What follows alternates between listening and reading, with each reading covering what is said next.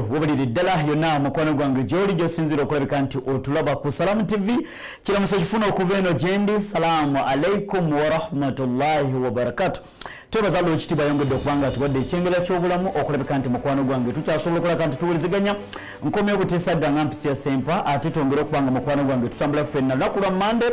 naku z'omwezi ezo 17 mwezi gwa 10 mwaka 2022 yanze Sonko Musa mukwano gwange akwaniriza mu programu ag'omunda wano ku Salamu TV nkobaza gwamaze okutwegattako ku abali ku Afro Mobile abali ku Free on Air abali ku Star Times ku Go TV yonna mukwano gwange abali ku Facebook page ya Salamu TV banange mwe bali nyingo balire ddala kukkiriza akaddenga kano kwongera kwabika nti mukwano gwange tutambula ffena abamaze okutuuka ewaka twebaza Katonda yatusobosezza okulabika nti mukwano gwange tusobodde okulabika nti tutuuse ekyali abakyali mu makubo tubasabira Katonda naye asobole okulabika nti ate abatuusa bulungi obugumiikiriza busaagala buwanvuya nnyo njagala kutwala mu kyafa eky'olunaku luno olwaleero twongere okubanga tujjukira leero ng'ennaku z'omwezi 17 omwezi ogw'e10 mwaka 2022 kiki ekyaliwo emyaka emiyitirivu munda mu ggwanga era Nigeria. Kkiriza nkutwale munda mu ggwanga era Nigeria amawulire gafuluma nga si malungi munda mu ggwanga era Nigeria kiki waliwo pipe ey'amafuta eyayongera okulabika nti mukwano gwange eyabika. Pipe eno ey'amafuta yaviirako bannansi b'eggwanga erya Nigeria okwongera okulabika nti bafiira obulamu bwabwe ogenda okukkakana nga abantu abasoba mu 7 pipe yayatika bannansi b'eggwanga erya Nigeria. Pipe eya gavumenti yayita wansi mu ttaka bweyita wansi mu ttaka abantu ba bulijjo ne babaako basobola okulabika nti bagiraba wakati mu kulima ogenda okukkakana abagezigezi munda mu ggwanga erya Nigeria ne bagamba nti kimala nti twetaaga okufuna kutufuta tuno ogenda okukkakana nga batandise okukola enteekateeka okwagala okulinkinga. Bayasa pipe ey'amafuta eyaleetwala amafuta mukwano gwange ogenda okukkakana nga bagiruupinzeeko mu kugiruupingako ne batandika okulabika nti bakozesa ku mafuta gano mu ngeri y'obubba mu nkukutu laba ogenda okukkakana wasipakingawo omuliro omwenye amafuta n'omuliro ogenda okukkakana nga pipe eno yabise. Buli kyesi yenna eyali okumpi ne pipe eyo ey'amafuta yayabika abantu abasoba mu 7 ne bafa mu mwaka gwa 1998 eggwanga erya Nigeria lyaloza ku bukaawu bwannabbambula w'omuliro eyayongera okulabika nti ayokya bannansi b'eggwanga erya Nigeria. Era kino kyayongera okulabika nti kiyingira mu byafaayo nti mu Nigeria bano bwe bakyasinza okulabika nti abantu bafiira mu njego eno baddira pipe etambuza amafuta ne bagiruupingakokko. Mu kugiruupingakokko bagikutula nga bonaagamba nti pipe y'amazzi eyabise n'oleeta akapipe akala n'otandika okugisibisako akaveera abantu ne bookebwa. Agamagumba agogolaba gaali g'abannansi b'eggwanga la Nigeria abaafa kiki omuliro gwabookya. Nga bwomanyi nti okubwatuka kuno pipe bwe yabwatuka buli muntu yagwa wawe abaali baliranye pipe eyo. Ekyalo kiramba mu ggwanga erya Nigeria mukwagwange tebasobola kulabika nti basomatoka mu kitundu ekimanyiddwa nga Jesse munda mu ggwanga erya Nigeria enjego eno we yagwa abantu ne bafa. Era poliisi okunoonyeza kwayongera okulabika nga okukolebwa ng'abantu babadde bajja balupingako ku mafuta ago mpola era ogenda okukkakana munnange ng'abantu bangi bakwatiddwa omuliro babatwalira mu malwaliro basobole okulabika nti bafuna obujjanjabi abawulira ddala 7 leero tebasobola kulabika nti basimatoka abantu baabwe munda mu ggwanga erya Nigeria. Buli lutuuka olunaku luno ennaku z'omwezi 17 omwezi ogw'e10 bajjukira abantu baabwe abo abaafiira mu nabbambula w'omuliro oyo nga bw'olaba ekikkekko ekyo nti pipe yali eyitawo y'amafuta naye bo ne bagamba nti tusobola okukola nkulinkosa era ogenda okukkakana nga munnange bagende mu maaso n'okwongera okulabika nti bafudde bannansi b'eggwanga erya Nigeria. Kino nakitegeeza nti ne wano waffe Kampala e Uganda osanga abantu nga wayaza amasannyalaze ewuli ennyumba teyegiwayalinga bulungi obuli kukkakana ng'aluupinzeko ku masannyalaze oluusi mugayisiza wansi mu ttaka abaana baba balima ogenda okukkakana bagudde ku waya amasannyalaze kwegali abaana ne bafa. Ekyo kibadde kijja kibeerawo kati eyo njega yagwa 1998 munda mu ggwanga erya Kenya eriggwa mulungi. Ezo wheelbarrow z'olaba baali tebasomberako musenyu baali basomberako bantu nga bafuuse bisiriiza oyo bomu yamukuba yenna n'akakanyala bw'atyo naye nga bamutwala njege yagwawo munda mu ggwanga erya Nigeria erigwa mulungi atulaba ku Salamu TV abantu nga bibaweddeko oyo gwe bavuga oyo si kiterekedde batwala ne babasimira ekinnya ekyawamu basobole okulabika nti mukwano gwange babaziikamu ekyo ekinnya kyolaba babaziikamu nga bamu bisiriiza tokyasobola kwawula ani yaani time yatuuka abantu abo boolaba baziika nga tebasobola kuziika abantu abo ne baleeta ebimotoka bibuludooza ebisobola okulabika nti biyambako okwongera okulabika nti munnange biziika abantu bano n'ettaka ekinnya ekyo kisobole okulabika nti kibunira byaliwo ng'ennaku z'omwezi 17 omwezi ogwe 10 1998 kati awolaba oyo baali bagezaako okugyayo abantu abamu abaali bagudde eringa okukwatuka kuno pressure yabakuba ne bagwa eri wansi naye nga ago mafuta ge gali gongera okulabika nti gakulukuta munda mu ggwanga erya Nigeria njagala okulabika nti mukwano gwange nkujjayoyo mu kyafaayo ky'olunaku bulldozer ezo ziraba kugezaako okulabika nti mukwano gwange zo ziziika abantu bakooye bulldozer esobole okulabika nti ziziika ettaka eryo zalinga ennaku z'omwezi 17 omwezi ogwe 1998 bwetyo mukwano gwange bwe lwali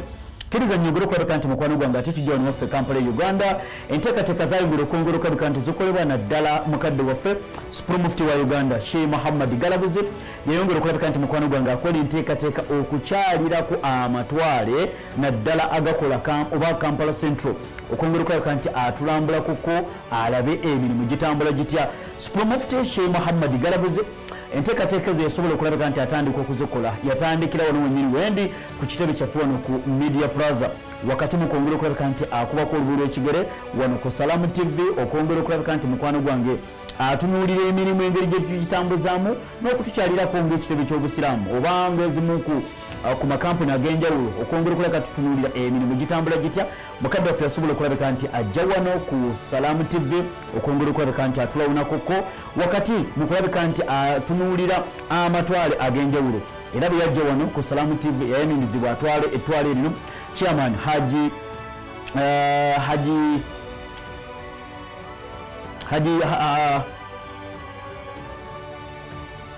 awo yali atuuka wano ku Salamu TV wakati mu kwongera okulabika nti atuuka wano ku Salamu TV yayaniririzibwa mukadde waffe chairman w'ettwale erino Haji Ntegesebwa Nakita awo yali amaze okulabika nti atuuse okujja wano ku Salamu TV asobole okulabika nti asayiningako mu kitabo kyaffe ekyabagenyi awo wonna nga bali wano ku Salamu TV erigwa mulungi atulaba wano ku Salamu TV program ag'omunda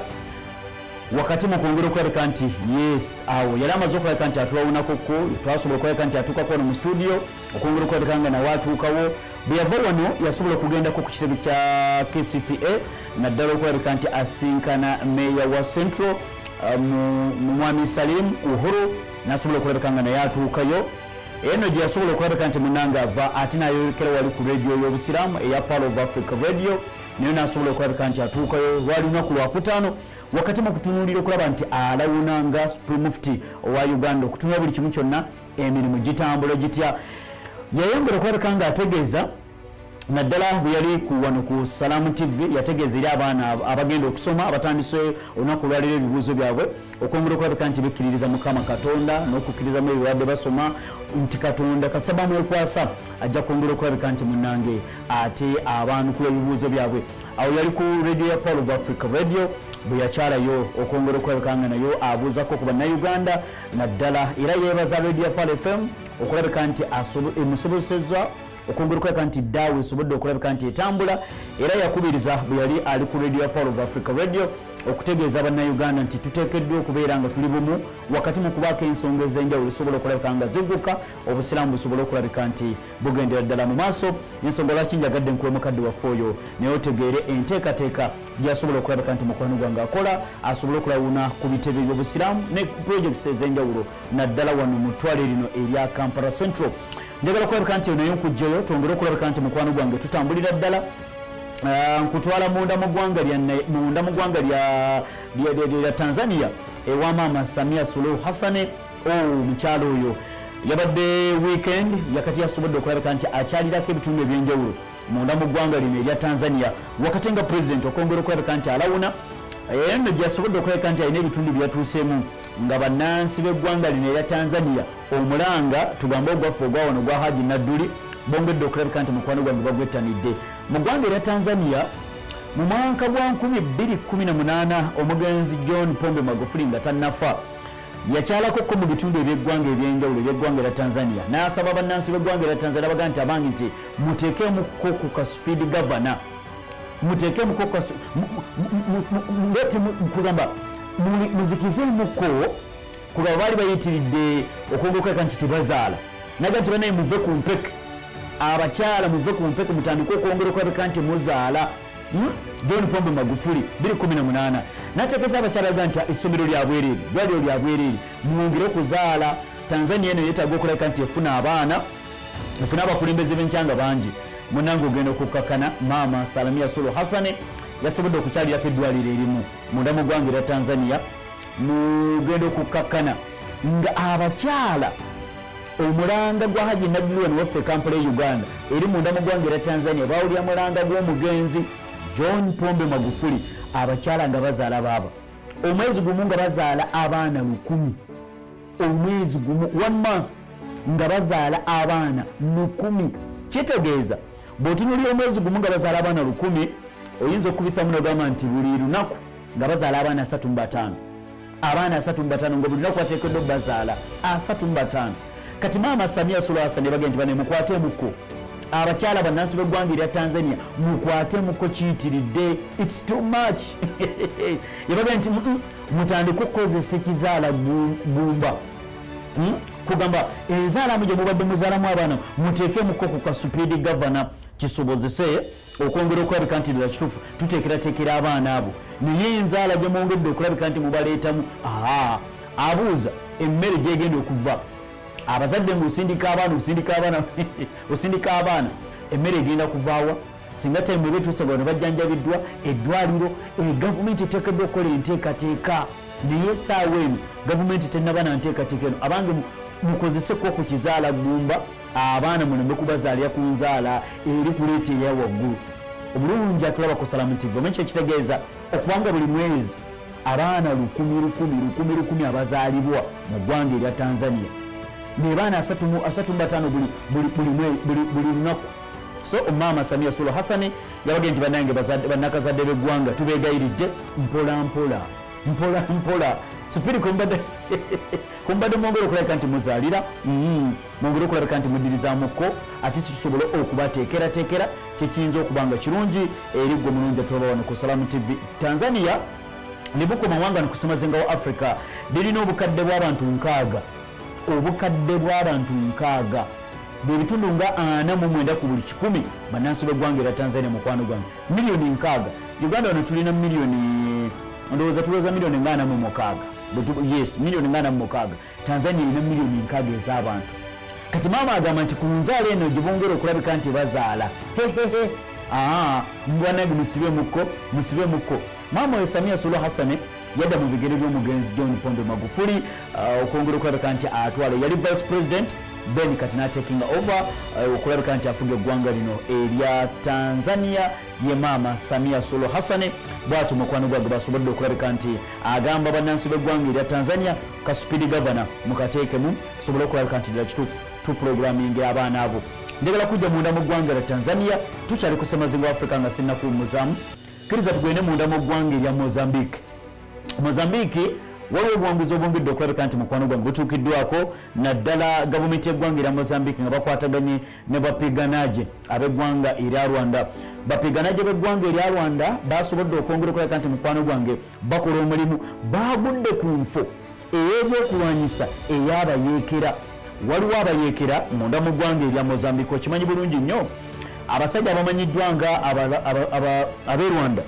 basobola okulabika nti bakwatagana ne bagwa mu mukwano n'eggwanga erya Mozambique basobole okulwanyisa abayeekera abali munda mu ggwanga erya Mozambique. Era ogenda okukakkana enteekateeka ne zongera okubanga zikolebwa. Pulezidenti w'eggwanga erya Rwanda Paul Kagame yakkiriza abaana 100 bongera okulabika nti mukwano gwange bagenda ku ttaka ly'eggwanga erya Mozambique basobole okwongera okulabika nti mukwano gwange balwanyisa abayeekera bano abaali bongedde okulabika nti mukwano gwange bamaamidde naddala mu mambuka g'eggwanga lino erya Mozambique. mu kitundu ekimanyiddwa nga Cabo Delgado.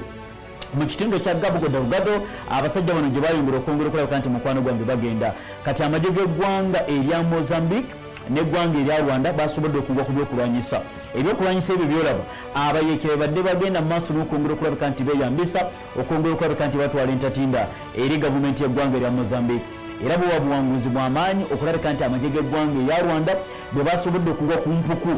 n'okugwa mu bifo eby'enjawulo aga nti lengera bibazuka rockets ez'enjawulo kati nno tebakutte birwakulwanyisa byokka wabula n'abamu ku bayeekera ne basobola okulabika nti babakwata gye buvuddeko pulezidenti w'eggwanga erya Rwanda omwami President Paul Kagame yasobola okukyalakoko mu ggwanga erya Mozambique mu ddwaniro okwongera okulabika nti yeebaza abaana omulimu gwesobodde okulabika nti bakola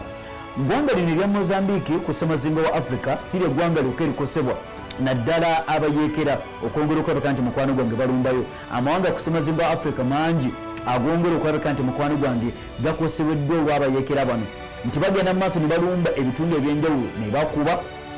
ne babba ebintu ne batta abantu kakati ne munnange enfa ezimu amagye g'eggwanga erya Rwanda naddala agasindikibwayo gasobodde okwongera okulabika nti mukwano gwange goka ku nfa zino ne gala nti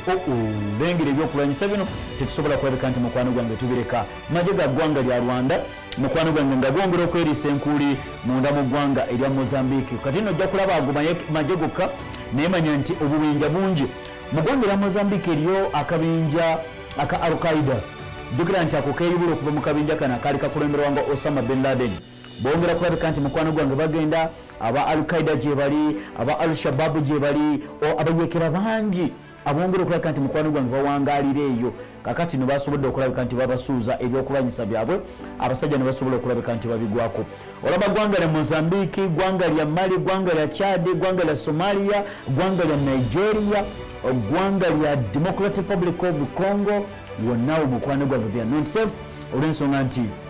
abayeekera bongera okulabika nti baagala okwongera okulabika nti babasuuza eri gavumenti zaabwe nabo kityo mukwano gwange amagye g'eggwanga erya Rwanda beegata bwegasobodde okwongera okulabika nti beerwanako wakati mu kwongera okulabika nti yes balaga nti waliwo obuwanguzi obusobodde okulabika nti mukwano gwange butuukibwako njagala kulabika nti nkummuzaamu nzije mu kitundu kyange ekyokubiri twongere okulabika nti mukwano gwange ate tutambula mpola amagye g'eggwanga erya Isirairi oba gavumenti y'eggwanga erya Isirairi lwaddaki ezodde okulabika ng'esala eddiiro omusajja omu Isirairi agambye tusaze eddiiro kati kiki naffe kati mu lutalo olugenda mu maaso munda mu ggwanga erya Ukraine twagala kubeerako na side tutegedde nti omusajja amanyiddwa nga Omulayi naye yasaze eddiiro Isirairi tetusobola kulabika nga tutula butuuzaawo Isirairi esaze eddiiro egambye kati tuli ku ludda lw'omusajja amanyiddwa nga Omuyukureeni njagala kuwummuzamu nzije twongere okuba nga tutambula ffena kino kitegeeza ki mu lutalo kyokka ate nga n'abasajja amanyiddwa nga Abarussia bakedde kukuba munda mu ggwanga erya Ukraine babadduliranga nakati wakyaliwo abakyali n'empuku bamanyi nti bazuka y'omusajja mu Russia eyinza okulumba kankuwummuzamu nzije twongere okuba nga tolontuka ffena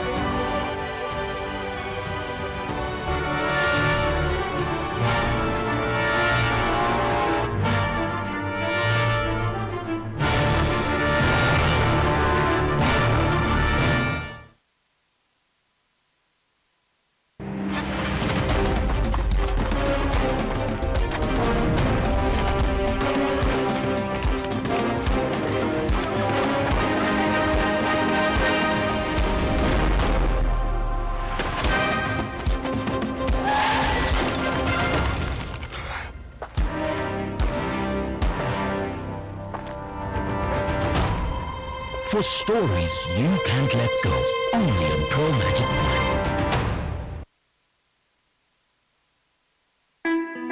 Jenna Herbals, we are a home of natural health medicine. For viral infections, use Covidex. For cough, use Jenna Cough. For flu and nose allergies, use Jenna Flu. For ulcers, use Jenna Acid and Jenna Pep. For high blood pressure, use Jenna HT. For diabetes, use Jenna DM. For wounds, use Jenna Cura. For weight loss, use Jenna Fit. For healthy prostate, use Jenna Pronus. For malaria prevention, use Jenna Mal. For immunity boosting, use Artmune. For tooth and gum wounds, use Jena Dent. For toxin removals, use Jena Beats. For more information, call us on 0701 111192 or 0709 036598 or email us at info@JenaHerbals Uganda or JenaHerbals@gmail.com. Jena Herbals, a home of natural medicine.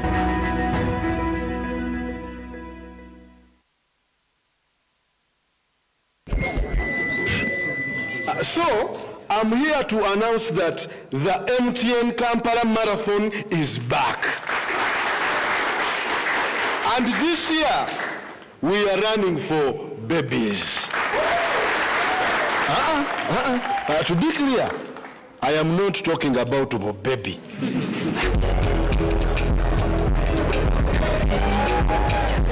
No. And neither am I talking about to be baby.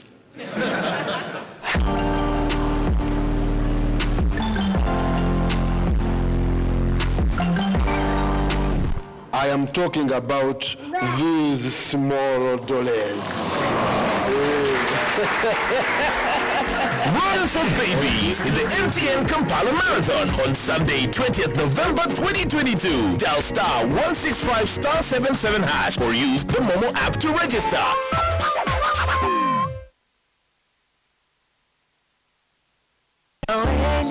Willy Travel is the leading Hajj and Umrah travel agency in Uganda, offering you Hajj and monthly Umrah packages, visa processing, international ticketing, and hotel booking services that suit you best. For more information, call us at 0705 555557 or visit our website at www.willytravel.com or our social media platforms at Willy Travel on Twitter, Facebook, and Instagram. Find us at Lauderdale Towers, First Floor, Lauderdale Road, Nakasero, Kampala. Willy Travel, your life-changing journey.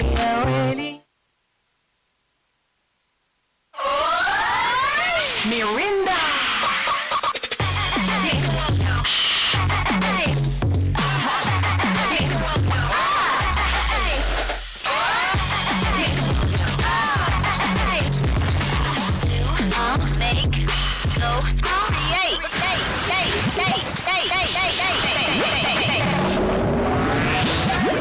Grab yourself an ice-cold bottle of Mirinda Orange at any shop or supermarket near you. Mirinda Orange, the taste that makes you go OMG.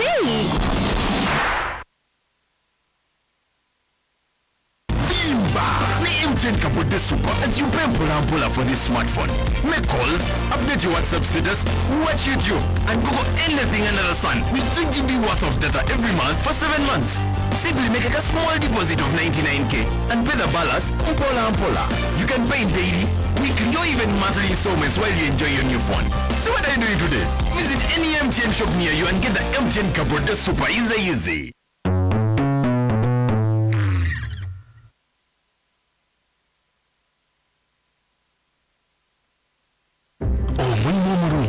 nga gukusasula bulungi yensibuko y'obulamu obulungi era obweyagaza Hebra International weeviiriddeyo okuyamba anti yeetaaga abakozi abakola emirimu gy'awaka bamakanika b'emmotoka ab'ETC abakola mu supamaketi basupervisors abakola mu restauranti nga bagenda kukolera mu mawanga nga Kuwait, Qatar ne Saudi Arabia. Omusaala gutandikira ku kakadde kamu n'ekitundu okutuukira ddala ku bukadde 4 n'ekitundu. Interview zigenda mu maaso. Bwe kyolina okukola tuuka mangu weewandiise ng'omukisa guno gukyaliwo wabula jangu n'ebbaluwa ya Interpol, passport, CV y'abalongoosa eriggwa ayagala omulimu gw'okulongoosa, passport photos n'ebbaluwa ezikwata ku bulamu bwo. Hebra International esangibwa Kampala Bukoto emabega wa Kenjoy Supermarket. Essimu 0759 85 67 11 oba 0701 72 16 79. Beba Hebra International.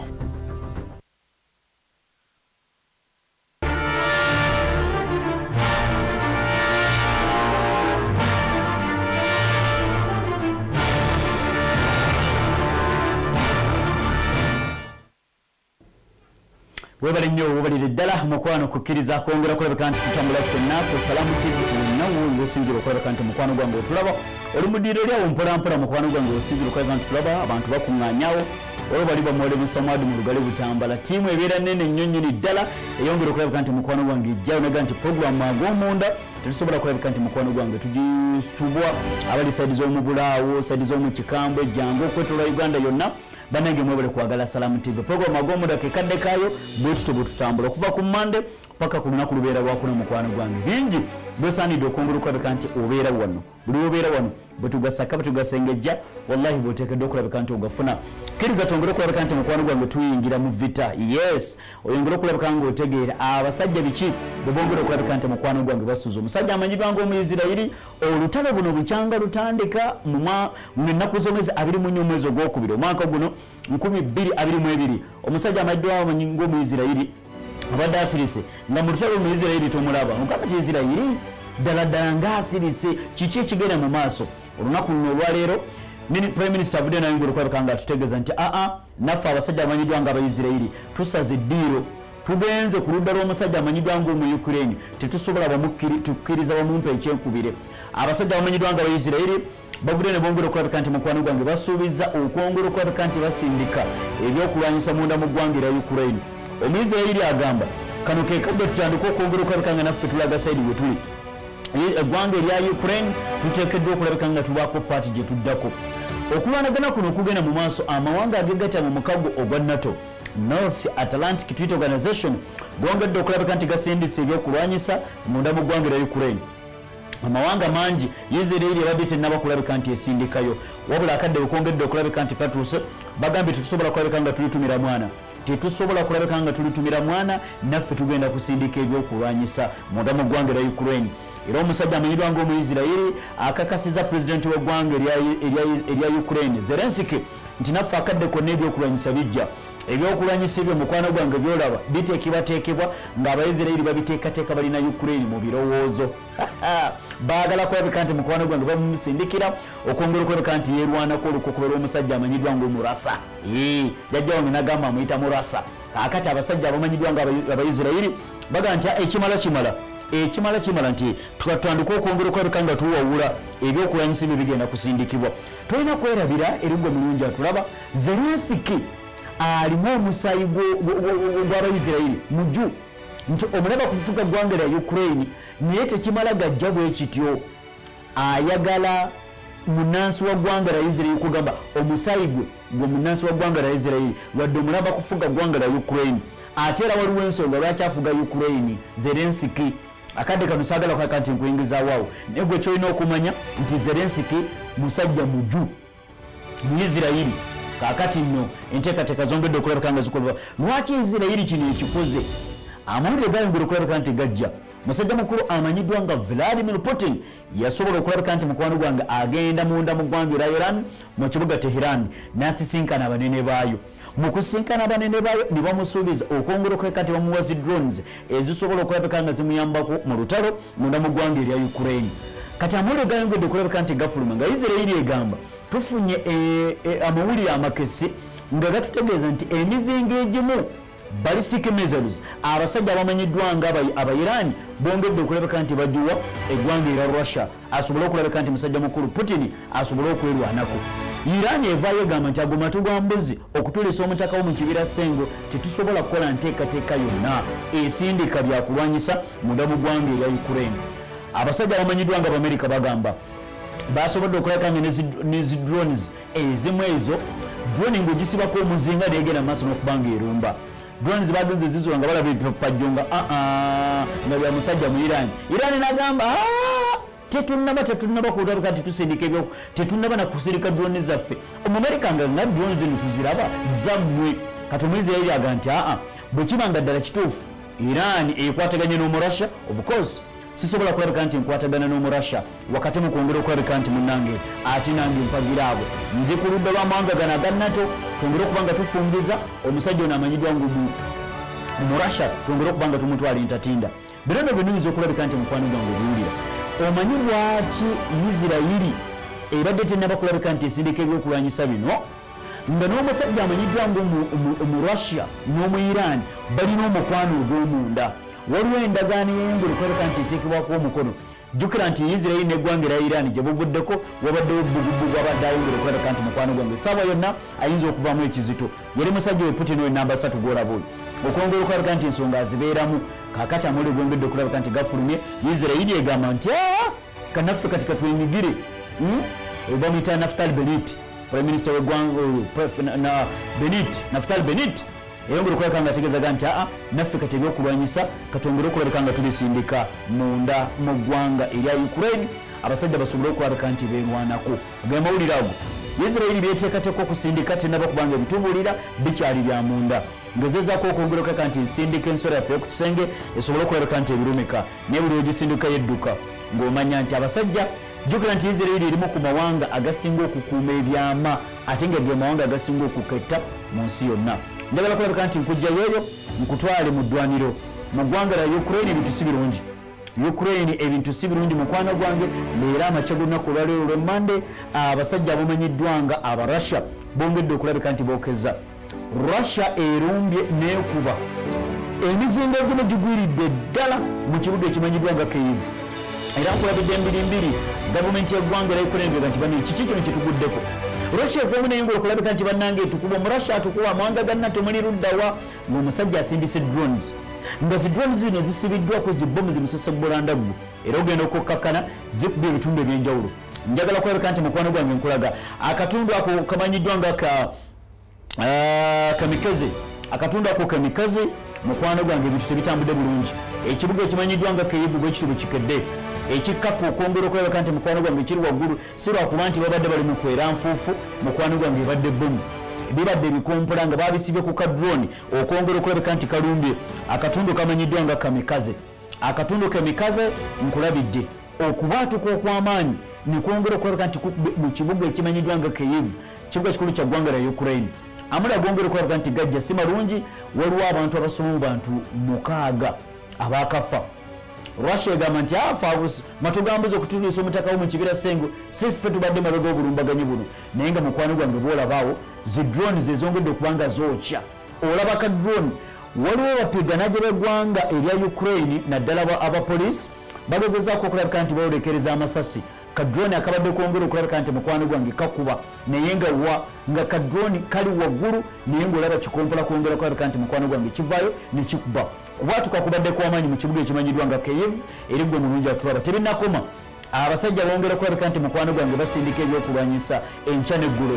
Monday wedde twayingula okulabika nga tukuwa bwe twali tutandise puroguramu eno okwongera okulabika nti mukwano gwange ogiraba bwe bintu ebyo byetusobola okulabika nti mukwano gwange olaba Russia bwe yayongera okulabika nti erumbye amakya g'olunaku luno olwaleero olw'e Monday bongedde okulabika nti ne balumbira ddala egyo mizinga gy'olaba egyo mizingo oba bikompola byolaba budroni nga kali nekasindika nekwongera okulabika nti kwokya kireetedde bannansi b'eggwanga erya Ukraine okwongera okulabika nti bakka wansi mu mpuku abo boolaba bali wansi mu mpuku wakati mu kwongera okulabika nti bataasa obulamu ebifaananyi byongera okulabika nti bifuluma olaba ebizimbe bikutte omuliro munda mu ggwanga erya Ukraine mukwano gwange abasajja abamanyiddwa nga Abarussia bongedde okulabika nti mukwano gwange bookeza munda mu ggwanga lino erya Ukraine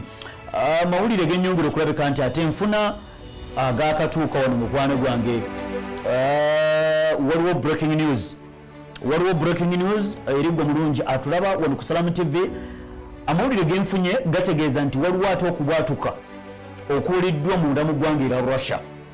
nkuwa amawulire gano betugasengejja betugakuwa waliwo ennyonyi ekrashinze munda mu ggwanga erya Russia nebaako apartment gyeyokya tekinnategerekeka nga bwomanyi tise breaking news tekinnategerekeka baani ababadde emabega w'obulumbaganyi buno waliwo ennyonyi ekubiddwa okubwatuka kw'ennyonyi kulabiddwa munda mu ggwanga erya Russia era mukwano gwange waliwo apartment emu ekubiddwa munda mu ggwanga lino erya Russia ye breaking news gyensobodde okulabika nti mukwano gwange nfunye wano nga bwe nkuweereza program ag'omunda then ate breaking news nejja nensobola okulabika nga nayo njikuweera ddala njagala okulabika nti nkujja yeeyo twongere okuba nga tuyingira ate munda mu bisenge by'amakolo g'entalo abasajja abamanyiddwa nga abayindi nabo kati tebatudde buyindi eyongedde okulabika nti mukwano gwange esajja kudde yasobodde okulabika nga yagezesezza kyetuyita ballistic missile naye nga ku mulundi guno eri ku mutendera ogwa tekinologi ow'amaanyi abasajja amawanga gano agakula Buyindi ekwata namba 4 mu nsi yonna mu maanyi ag'amagye. Namba 1 omusajja amanyiddwa ng'Omu-America, namba 2 omusajja amanyiddwa ng'Omu-Russia, namba 3 omusajja amanyiddwa ng'Omuyindi, Omu-China, namba 4 omusajja amanyiddwa ng'Omuyindi. Ekyo kyolaba mukwano gwange bagiyita lubira. Eyo submarine. Abasajja abamanyiddwa nga Abayindi basobodde okulabika nti mukwano gwange bagigezesezza. Buyindi baddidde omuzingo ogwo gwolaba. Eyo ballistic missile gyolaba eyambuka ekiriro ekyo kyolaba. Naye nga bagigezeseza wansi mu underground mukwano gwange. Bakugamba nti eri mu range ya kilometers 750 naye bagigezeseza nga basinzira wansi mu mazzi. Njagala kwongera kulabika nti mukwano gwange nkusiigira ekifaananyi. Ballistic missile eyo gyolaba abasajja gye bagezeseza kituyita submarine ebeera lubira naye ebeeramu tekinologi owa waggulu nti lubira eyo etambulira wansi mu mazzi. Gweoyinza kulaba mazzi awo waggulu naye ng'abasajja bali wansi eyo munda mu submarine eyo gyolaba eyo nga eyo gyogezako okuleka nti olaba naye nga bali wansi kati abeera ku surface. Awo tukiyita nti ebeera ku surface naye emanyi okukka wansi neeba ng'esobola okukonga mu mazzi edduka supiidi empitirivu nga bw'ogiraba weeri mu mazzi gye tuyita lubbira eyo. Abasajja basobola okulabika nti mukwano gwange bagikozesa wakati mu kwongera bakka wansi ne batunula ekiri waggulu ekiri mu mazzi mu masekkati ne basobola okulabika nti bakola ekizito. Kati abasajja abamanyiddwa nga Abayindi basobodde okulabika nti bayingidde mu mawanga kati agasobola okulabika nti mukwano gwange gagudde mu luboolu ogwo mutendera mulala nti osobola okugezesa omuzinga gaguva wansi mu nnyanja ne gwambuka waggulu ng'amazzi tegalina kyegakukozeeko. Oyo aba tekinologi mulala nga tosobola kulabika nti mukwano gwange oguzibira ekkubo. Eggwanga lya Buyindi lyegasse ku mawanga agasobodde okulabika nti mukwano gwange gatuuse ku nteekateeka eyo. Eggwanga eririna enkola eya submarine ng'osobola ogigezesaako omuzinga ekika kya ballistic missile kuliko eggwanga erya Canada, kuliko eggwanga erya Bufalansa, kuliko eggwanga erya Russia, kuliko eggwanga erya China, kuliko eggwanga erya America. Then kati Buyindi yakutte namba 3 okulabika nti kati bali mu mutendero ogwo ogusobola okugezesa omuzinga gwa ballistic missile nga eri wansi mu underground mu mazzi then ne gusobola okulabika nti gwambuka olwo kitegeeza nti oyo tekinologi aba atuuse. Buyindi kati ge mawanga 6 agasobodde okutuuka ku tekinologi oyo, mawanga matono nnyo ngera bwenga kuba nti kati gali amawanga badde 5 kati gali amawanga 6. Kitegeeza nti Buyindi yongedde okulabika nti esajja kudde. Buyindi amale gwongedde okufuluma n'olunaku olwaleero nga musajja mukulu Prime Minister Narendra Modi ategeeza nti mwami Sonko nti abantu bagambe abalaba Salamu TV nti twakola mu mwaka gwa 2019 fighter attack helicopters nga eggwanga erya Buyindi bye basobodde okuyingira munda mu bisenge by'amakolo g'entalo ne bagezesa ne basobola okukola attack helicopters nazo zibeera nnyonyi nnwanyi mukwano gwange era muligafu olunaku olwaleero nga baagala ku modifyinga. Tumanye emundu eno eyitibwa AK-47 basajja Abarasha be bagikola kati abasajja Abayindi basobodde okulabika nti bagikozeemuko bagibrandinzeemuko ne basobola okukola kati waliwo emundu empya egenda okwongera okulabika nti jakatale amawanga ago agakozeemu ge gasobola okulabika nti mukwano gwange ate gagifunira ddala. Nga sinaba okulabika nti nkusiibula waliwo wiiki ewedde nakusuubiza nega nti amawanga agegatta mu mukago ogwa NATO North Atlantic Treaty Organization bagenda kutandika okwegezesaamu. Njogera bino gondaba amawanga agegatta mu mukago ogwa NATO gatandise okwegezesaamu olunaku luno olwaleero. Leero ennaku z'omwezi 17 wiiki namba bagenda kukomekereza bange ennaku z'omwezi 3 omwezi guno ogw'Ekumi 2022. Okwegezesaamu kuno kutegeeza ki? Si bwasani njagala abantu tubatwale mukwegesa mu drills zino tutegeere abasajja abamanyiddwa nga America batusuubiza okujjayo ku nnyonyi ezimu ennwanyi. Ennyonyi eyo gyolaba mukwano gwange eyitibwa B-52 bomba. B-52 bomba nkola y'abasajja abamanyiddwa nga America era amawanga gatutegeezezza naddala eggwanga erya America okwongera okulabika nti basindika ennyonyi ng'ezo. B-52 bomba tetera kuvaayo mukwano gwange. Omusajja mu America agyesiga ennyonyi eyo gyolaba Omumerika agyesiga nnyonyi nnene nnyo nnyini ddala bwaguga ennyonyi n'ennyonyi nnwanyi. Ennyonyi eyo gyolaba B-52 bomba omumerika okulabika nti mukwano gwange agijjayo omanya bumanya nti waliwo okayetereekerero kebongera okulabika nti bakola abasajja abamanyiddwa nga abannato bavudde ne bategeeza ne bagaa nti mwami Sonko tegeeza abantu okwegezesaamu kwaffe okwo kutongedde okulabika nga twegezesaamu si kugamba nti tukulireetingisa mu kulwanagana kuno okugenda mu maaso wakati w'eggwanga erya Russia n'eggwanga erya Ukraine kino tubadde tujja tukikola naye bulijjo badde bakikola nga tebajjaayo eyo nnyonyi eyo B52 bomba abasajja tebadde tebasira kulabika nti mukwano gwange bagijjayo naye basobodde okugijjayo wakati mu kwongera okulabika nti balaga nti tutandise okweteekateeka ennyonyi eyo gyolaba abasajja abamanyiddwa nga abannato amawanga 18 agagenda okulabika nti mukwano gwange geetaba mu nteekateeka eyo mu nteekateeka y'okwegezesaamu amawanga 18 naye mawanga 18 bagenda kuleeta aircraft ennyonyi ennwanyi ennyonyi nkaaga ezigenda okwetaba muno njagala kubulira nnyo ku bitendo by'ennyonyi eyo B52 bomba ennyonyi egyolaba mukwano gwange ennene nnyonyi nnwanyi abasajja bamanyiddwa nga Abamerika nga weetaaga ennyonyi eyo oba Omumerika nga yeesaaza okwongera okulabika nti mukwano gwange agisindika mu ddwaniro ennyonyi eyo gyolaba mukwano gwange ekola emirimu ekyo kyekimu kye tuyita aircraft carrier kwolaba ennyonyi ezo zigwa ekyo ekyo tukiyita aircraft carrier nti eryato eryo lyolaba zisalyalo eyo gye tuyita aircraft carrier esobola okulabika nti mukwano gwange etikka ennyonyi ate ennyonyi tezirika zokka kubeerako emizinga ennyonyi ezo bw'oba osazeewo okulabika nti ozibala ziri ennyonyi 36 basajja bongera okulabika nti tebajja kwetaaga kudda ku lukalu ennyonyi ejja kujjaawo enywa amafuta esobole okulabika nti eddayo mu ddwaniro eryo eryato lyo bagiyita aircraft carrier y'abasajja bamanyiddwa nga Bamerika basajja bamanyiddwa nga Bamerika mukwano gwange kugwako ennyonyi okukolaba ennyonyi ezo nga bw'oziraba nti obo si buyiibwa ezo nnyonyi ate ze fighter jets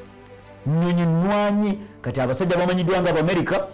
bagamba nti tuteekeddwa okwongera okulabika nti tetwetaaga kudda ku lukalu twetaaga singa omulabe baatakudde watamusiiwa akokola bakeetoola bakayita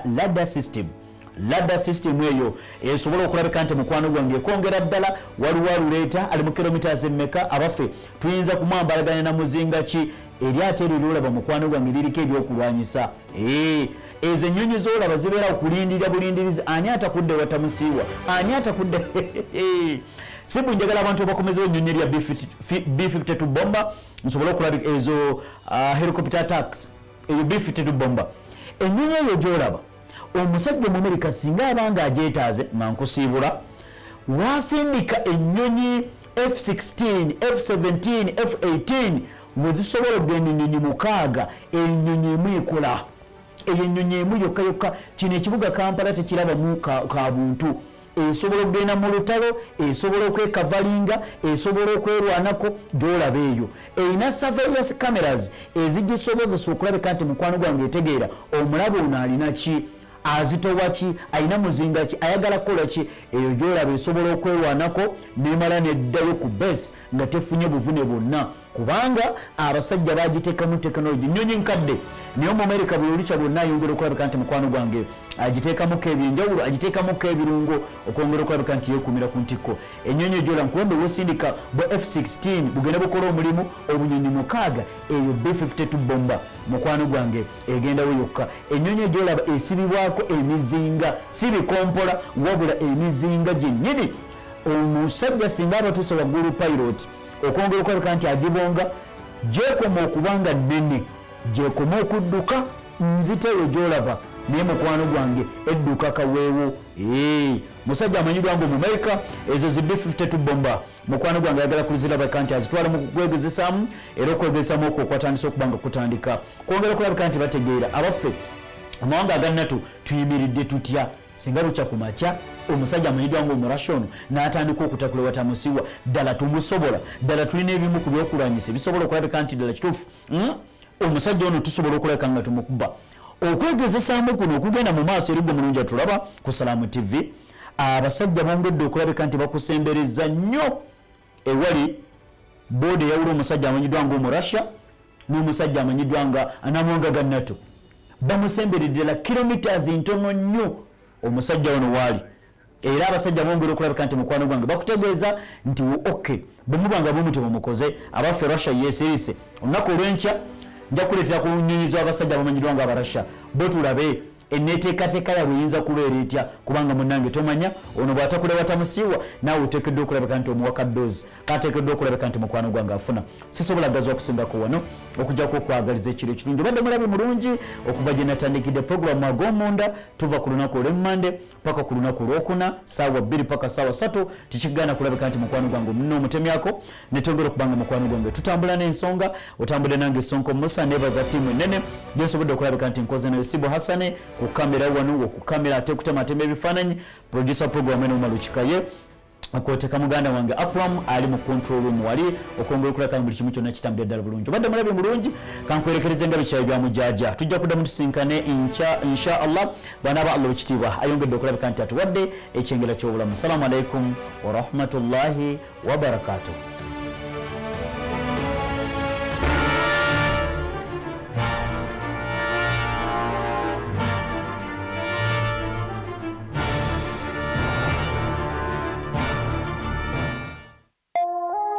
Eno ye Salam TV.